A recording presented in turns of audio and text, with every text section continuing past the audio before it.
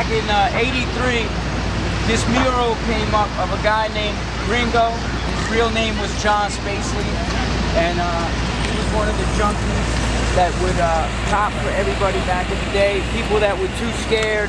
As you can see, he's always around in photos with famous rock stars who, believe it or not, probably did some things we won't mention for them back in the day. Keith Richards, a big Max's Kansas City guy, but really this block right here was essential. There's a lot of history. The Doors played there, Sly and the Family Stone played there. It was shut down eventually because one of the Black Panthers. We do plant-based training. That's another thing I do to help, you know, give back, work out with people. This is one of my runners right here. And kids, Patti Smith, and a lot of the artists, that Mapplethorpe and all these guys, Todd Rundgren. All you would see would be, you know, hundreds of garbage can fires because the Bowery was all hobos. When we were growing up, didn't have any money. He went to the bank, took out his money, walked out of the bank, and got another knife put to his throat. And he said this was the only area where you could get robbed twice in the same day. The yippies were over here, Dana Beal and all these guys on Bleecker. So we're gonna cross over and go to Great Guild. This is 329 Bowery. This is what it used to look like. The club was called Great Gildersleeves, and it had a lot of bands. One of the earliest shows that opened in '79, and one of the first shows, Elvis Costello played here. It was April Fools, and so it's another, as I said, another aspect of New York that's been lost. That's what I'm here to do with the Punk Rock Walking Tour. Crime, punk rock, and art is let everybody know what happened in this area. And we're gonna move over to CBGB's 1 block away. So famous CBGB's men's bathroom. You had to be real punk rock to use the facilities in there. It wasn't really squeamish, but CBGB's opened in '73. Hilly Crystal was a good friend, the late Hilly Crystal, God rest his soul.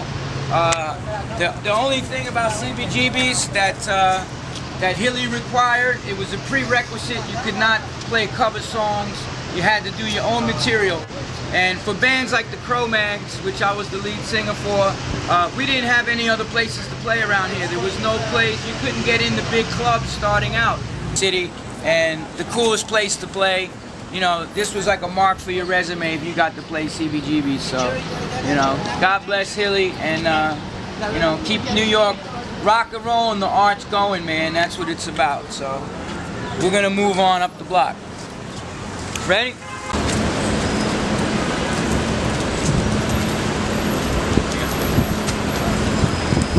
Sick footage. Cool. One of the great things about this neighborhood, even in the 60s and the 70s, was the diversity that went on. As I said, that's what Alphabet City and the Lower East Side looked like. But even in the 60s and 70s, there was a lot of other stuff, a lot of art, a lot of culture, yoga, all the mysticism. The mysticism from India came over. This was the first Bhakti Yoga Hare Krishna temple in America. Actually, Allen Ginsberg helped Prabhupada get this space. It was called Matchless Gifts. And, you know, it was just, like I said, there was so much diversity in this neighborhood back in the 70s, the late 60s, the 70s.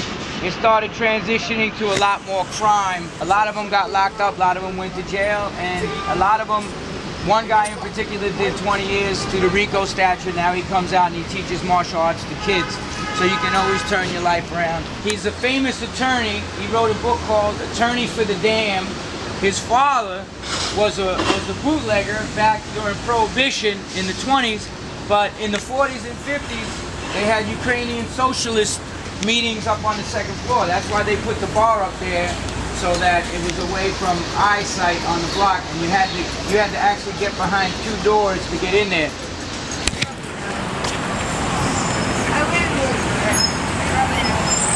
That shows a lot of the low-budget indie films that nobody else would show. I saw Clockwork Orange there.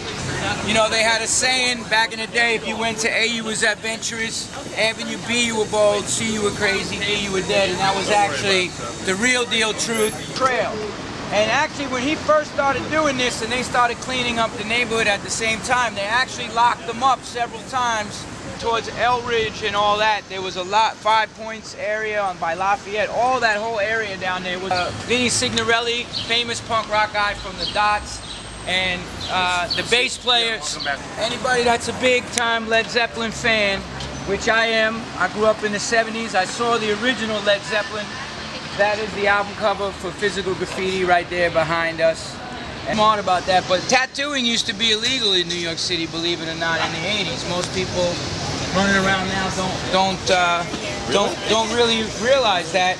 And there was a lot of history on this block as well, because I want to tell everybody that's listening out there, EVR and Black and Blue and Rocks Off, keeping it real for the fans in New York. July 1st. July 1st. Cro-Mags, Wisdom and Chains, Dead Trek, and Razor Blade Hand Grenade. Radio tickets to give away And right now. listen, I got 2 tickets for the show and 2 tickets for the walking tour Saturday, July 2nd. It's amazing because when I hit the streets in '77, this was a real big drug area. You had El Ridge First and First, all the drug spots down here. And in this neighborhood especially, the drugs and the art and the music coexisted simultaneously. You just had to watch your back and pay attention. Joe runs Black and Blue and the East Village Radio, keeping it real. A lot of bands can't get on the radio. This gets a lot of the bands out there. So Joe also does Black and Blue. yeah, Johnny's been around a long time. I'm a little younger than him, but we put together a lot of effort in New York City to keep the scene alive. And you know, it's good to see something like this down in EVR. Johnny doing the walking tours. This is the Juice Press. Marcus runs it. Great spot. It's where we finish the tour, because at the end of the tour we take everybody to get organic juice so you can keep rocking out on stage like I've been doing for 31 years. Juice Press. Long live the Juice Press.